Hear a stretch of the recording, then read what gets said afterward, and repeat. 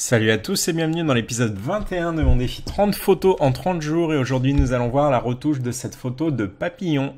Alors n'essayez surtout pas de le chercher dans la nature, vous ne le trouverez pas parce que tout simplement ce n'est pas un papillon qui existe dans nos paysages français puisque en fait cette photo a été prise dans une serre aux papillons qui est en région parisienne. Je ferai un article dessus d'ailleurs pour vous présenter un peu cet endroit qui est très sympathique. Alors pourquoi je suis allé en serre aux papillons? Eh bien tout simplement parce qu'il ne faisait pas beau aujourd'hui, il pleuvait et que j'avais plus de photos en stock.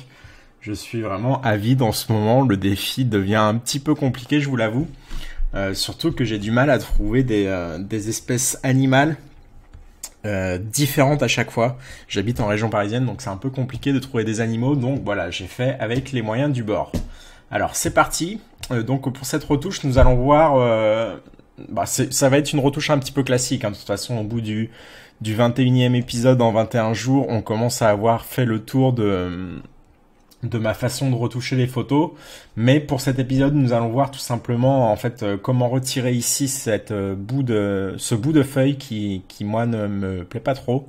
Je trouve que ça casse un peu le côté très doux du bokeh qu'on a ici. Et ensuite, on va également retravailler tout ce qui est la colorimétrie pour donner des teintes beaucoup plus sympas et des couleurs un petit peu plus pastel. Donc c'est parti. Alors, je vais déjà enlever l'avant-après et je vais tout simplement, alors je vais peut-être me créer quand je sais plus comment ça s'appelle, une copie virtuelle, voilà, j'ai eu du mal. Donc je vais me créer une copie virtuelle, ce qui aura pour conséquence de me conserver cette retouche qui moi me plaît plutôt bien. Donc voilà, ça m'a permis de garder ce que j'avais fait et je reviens donc sur la première photo et je vais tout simplement annuler la retouche que j'ai fait. Donc alors, on va partir sur du classique, on va tout simplement d'abord redescendre la température. Qui était beaucoup trop jaune-orange, et on va appuyer ici sur auto pour avoir une bonne base sur laquelle travailler. Je vais aussi diminuer les hautes lumières parce qu'on voit ici qu'on a les zones dans les ailes qui sont complètement cramées, donc on voit que si on diminue à moins 100 les hautes lumières, on a récupéré pas mal de détails et pas mal de textures sur les ailes du papillon. Ensuite, je vais augmenter mes ombres pour rendre la photo un petit peu plus lumineuse et je vais également augmenter mon exposition pour avoir quelque chose de très lumineux. En fait, quand on veut faire une retouche avec des couleurs un peu désaturées avec un côté pastel, généralement la démarche à faire c'est d'augmenter l'exposition pour avoir des couleurs très claires et très pâles. Donc je vais encore l'augmenter un tout petit peu et on voit qu'on a ici donc les zones cramées qui sont revenues un petit peu, donc on verra après en venant sur la retouche locale du papillon.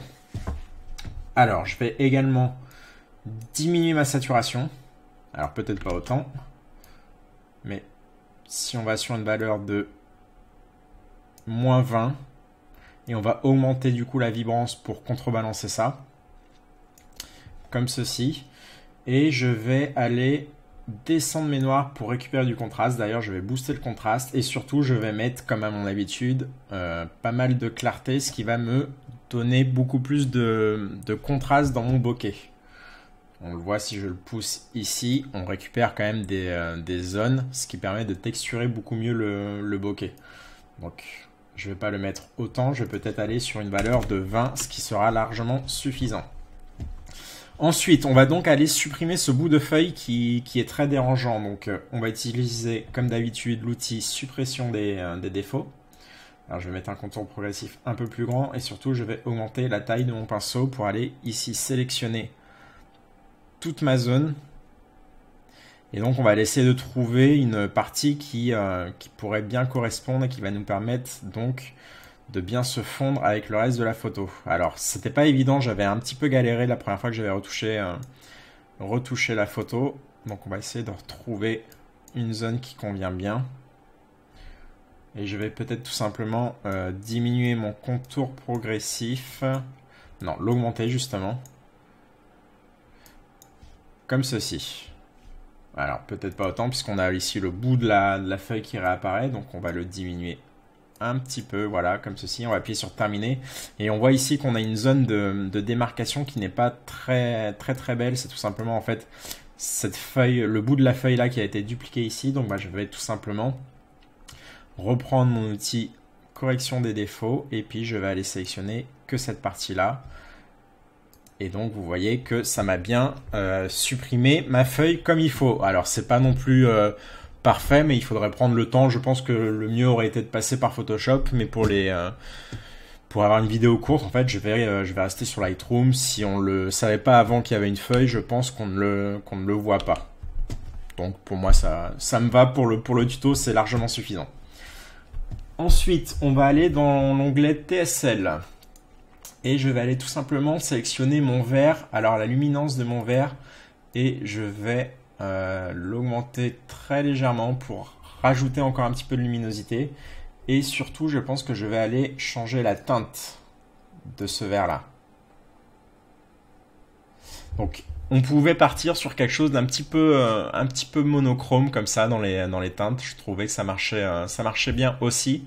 Mais j'avais plutôt envie de donner un aspect bleuté à ce fond qui contrastait bien avec le rose de la fleur.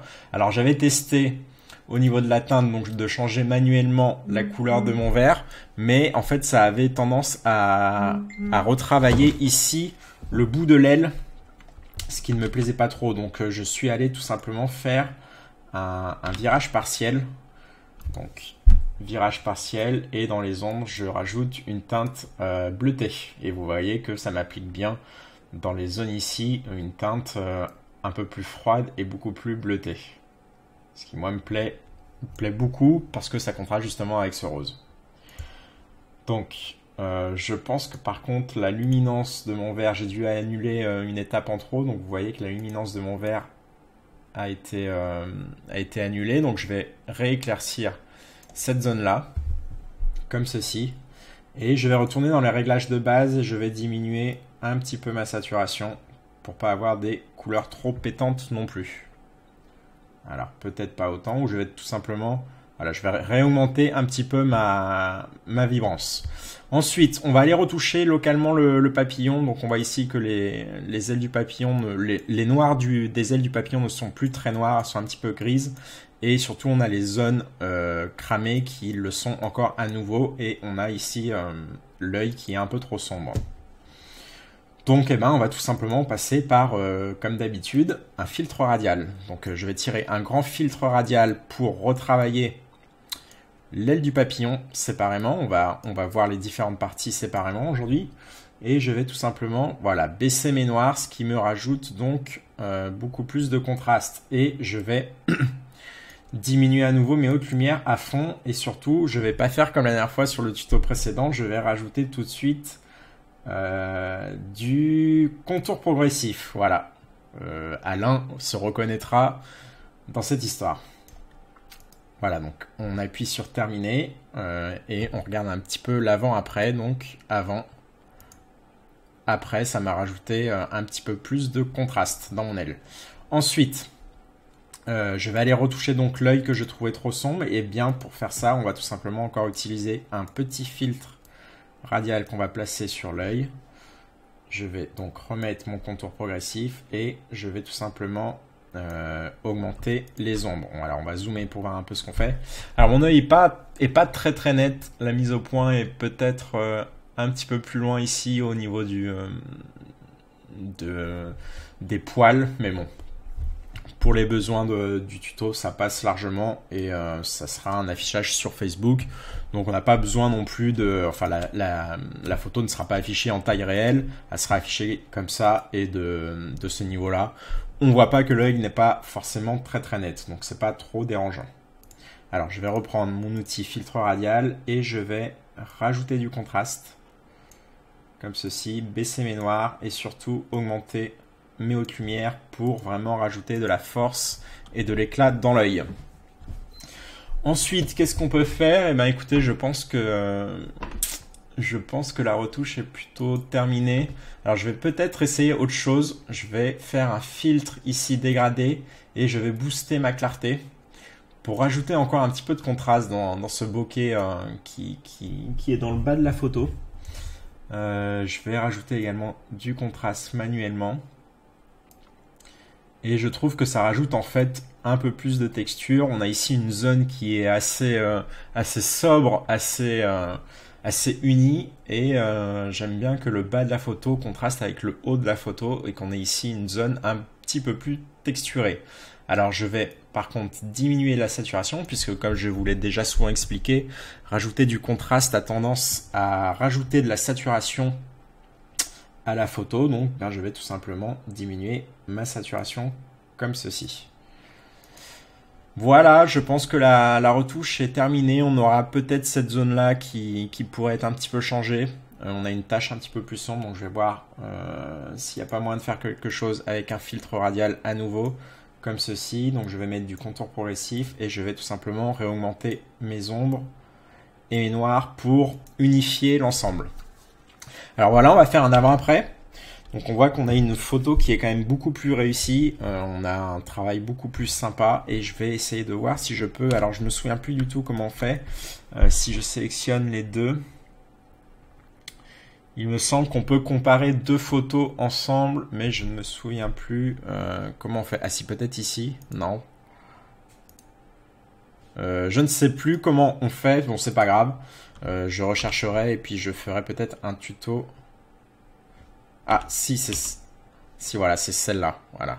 Alors, je sais pas comment j'ai fait, mais on voit qu'on a l'avant-après entre les deux photos et on constate que la retouche est quasiment identique. Alors, je vais afficher l'une après l'autre pour qu'on s'en rende compte un peu mieux. Donc, celle-là, c'est celle-ci, c'est la toute première que je vous avais montrée au début du tuto. Et donc, celle-ci, c'est celle que je viens de faire. Donc on a forcément une différence au niveau du bokeh, au niveau de la feuille qu'on a retirée. Et on voit également qu'on a rendu la photo un petit peu plus lumineuse et surtout que les couleurs sont un peu moins contrastées. Et alors maintenant que j'ai les deux comme ça, je trouve que celle-ci est trop contrastée, tandis que celle-ci n'est pas assez contrastée. Donc j'aimerais bien avoir peut-être une valeur un peu intermédiaire. Donc on va tout simplement rajouter un petit peu de saturation comme ceci et je vais diminuer un petit peu mon exposition, repasser à 0,7 et on va voir un petit peu ce que ça donne. Donc on voit ici qu'on a deux retouches différentes qui sont assez subtiles au niveau de la différence, mais ça peut donner d'autres pistes. Alors n'hésitez pas à mettre en commentaire, à me dire laquelle vous préférez. C'est intéressant à savoir, j'avais jamais fait cet exercice là, mais on voit que à 5 minutes d'intervalle, en fait la première retouche que j'ai faite et la deuxième que je fais pour le tuto, elles ont 5 minutes d'intervalle et on voit que les deux versions ne sont pas du tout pareilles et que ma sensibilité a changé en 5 minutes. Donc c'est aussi ça qui fait la force et la beauté de la photo, c'est que chaque photo est unique et même la même photo, si on la retouche plusieurs fois, ça ne sera jamais la même retouche, ça ne sera jamais la même photo au final. Donc c'est hyper intéressant comme exercice. Voilà, c'est tout pour aujourd'hui. J'espère que vous avez apprécié cette vidéo. Si vous l'avez aimé, n'hésitez pas à la partager et à mettre un pouce bleu. Et moi, je vous dis à demain pour l'épisode 22. Salut tout le monde!